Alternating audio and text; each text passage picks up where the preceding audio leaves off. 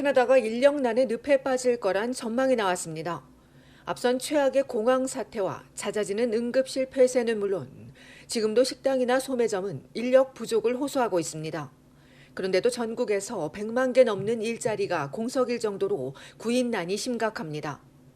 비모는 고령화와 같은 인구 통계학적 변화가 원인이라고 지적합니다.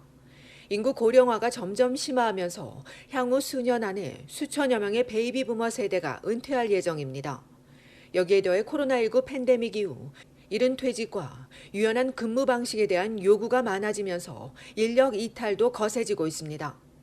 반면 15세에서 64세 사이 노동 인구수는 1960년 이후 최저 수준에 그치고 있습니다.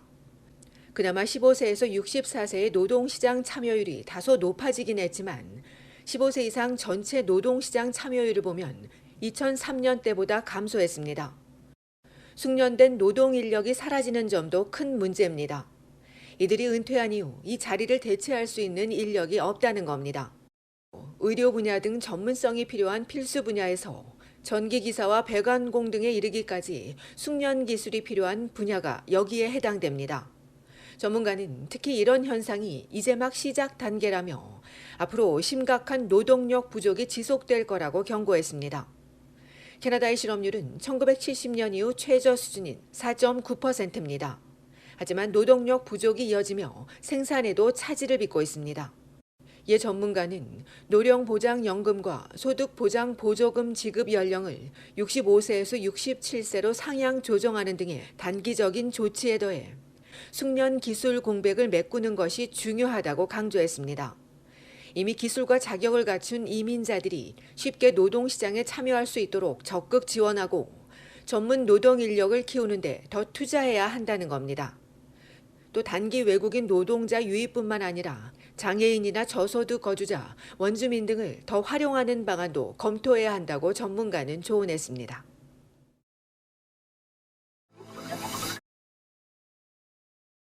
개인 파산 사례가 다시 증가했습니다.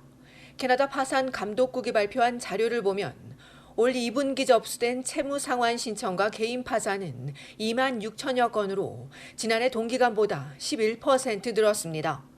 온타리오주만 보면 8,800여 건으로 지난해 동기간보다 16.5%, 앞선 1분기보다 12.8% 증가했습니다. 이 가운데 절반에 가까운 3,500여 건이 토론토에서 접수돼 전년보다 15% 넘게 늘었습니다. 같은 기간 해밀턴은 26% 급증한 904건입니다. 앞서 증가세이던 개인 파산 신청은 코로나19 사태 확산으로 정부 지원금이 풀리면서 감소세를 보였습니다. 이 기간 소매점이나 식당, 서비스 등이 문을 닫으면서 보조금을 부채 상환에 사용할 수 있었던 겁니다. 하지만 지금은 정부 지원이 끊긴 데다 금리 인상과 인플레이션 등 악재가 겹치면서 줄도산이 이어지고 있습니다. 전문가는 올해 하반기에는 더 폭증할 걸로 예상했습니다. 기준금리 인상 여파로 갈수록 대출금리가 오르고 집값이 떨어지는 상황에서 대출을 갚지 못해 파산을 신청하는 사례가 늘어날 것으로 우려됩니다. 또 식료품과 연료 등 모든 물가가 계속 치솟으면서 소득이 늘어나긴 했지만 가구 소득의 대부분을 기본 생활에 쓰면서 많은 가구들이 취약한 상황으로 내몰리고 있습니다.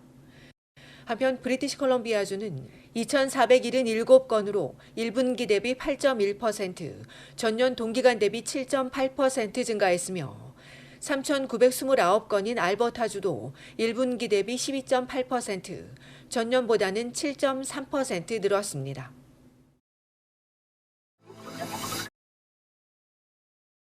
온타리오주 정부가 자녀를 둔 가정에 새로운 지원금을 제공한다고 밝혔습니다. 어제 개원 연설에서 온주 정부는 코로나로 뒤처진 학습 효과를 높이기 위해 향후 2년 동안 2억 2,500만 달러를 투입해 학부모들을 직접 지원할 것이라고 발표했습니다. 이는 공교육 지원에 투입되는 266억 달러와는 별도 예산으로 앞서 4월 발표된 예산안에 포함되지 않은 지원금입니다.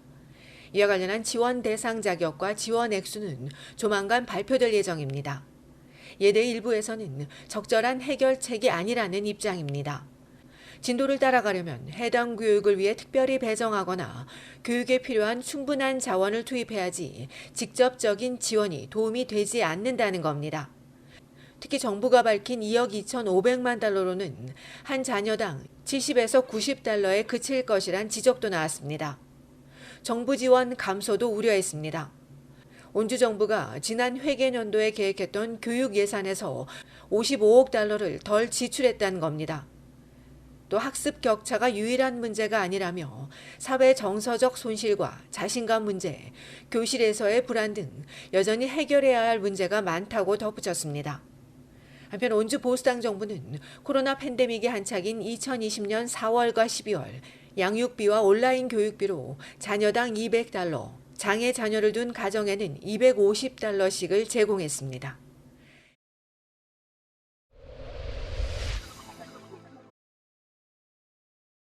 온타리오주의 간호조무사가 아동학대 혐의로 체포됐습니다. 나이아가라 경찰에 따르면 지난 5일 소롤드의 한 시설에서 심각한 질환을 가진 2살 배기 남아가 중상을 입고 지역 병원으로 이송됐다가 전문 병원으로 옮겨져 치료를 받고 있습니다. 이후 아동학대를 의심해 조사를 벌인 경찰 당국이 아이를 고의적으로 다치게 한 23세 에릭 캉 씨를 붙잡아 가중폭행과 폭행 등의 혐의로 조사하고 있습니다. 경찰은 피의자가 1년 넘게 간호조무사로 재직했다며 추가 피해자가 있을 가능성을 열어두고 계속 조사 중이라고 전했습니다.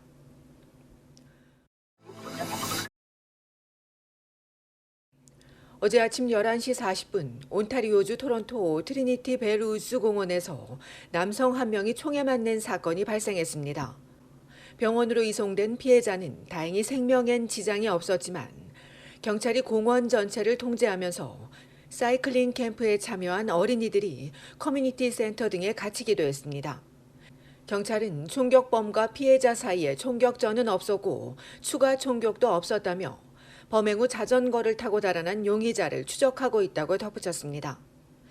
한편 지난달 29일 프로스펙스와 고엠 스트릿에 있는 가정집에서 발생한 22세 여성 총기 살인과 관련해 뉴마켓 출신의 23세 남성을 1급 살인 혐의로 공개 수배한 욕지역 경찰은 용의자 도주를 도울 경우 형사 고발 대상이 된다고 지적하며 이 남성을 목격하게 되면 접근하지 말고 즉시 911에 신고해 줄 것을 요청했습니다.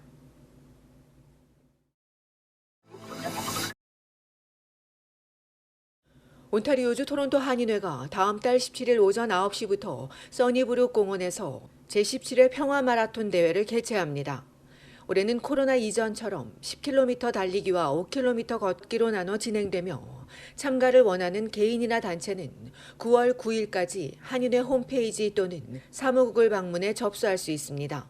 10km 달리기 참가비는 개인 25달러, 단체 20달러이고 만 12세 미만은 무료로 참가 가능하며 5km 걷기의 참가비는 개인 15달러, 10인 이상 단체는 10달러입니다.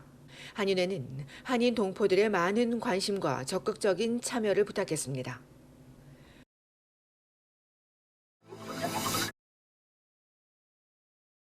미국 리틀리그에서 진정한 스포츠맨십을 보여주는 장면이 나와 훈훈한 감동을 전해주고 있습니다. 어제 미국 남서부 지역 챔피언십 경기에서 동부 텍사스의 투수 쉘턴 군이 던진 공이 오클라호마 선수 자비스 군의 헬멧 측면을 맞췄습니다.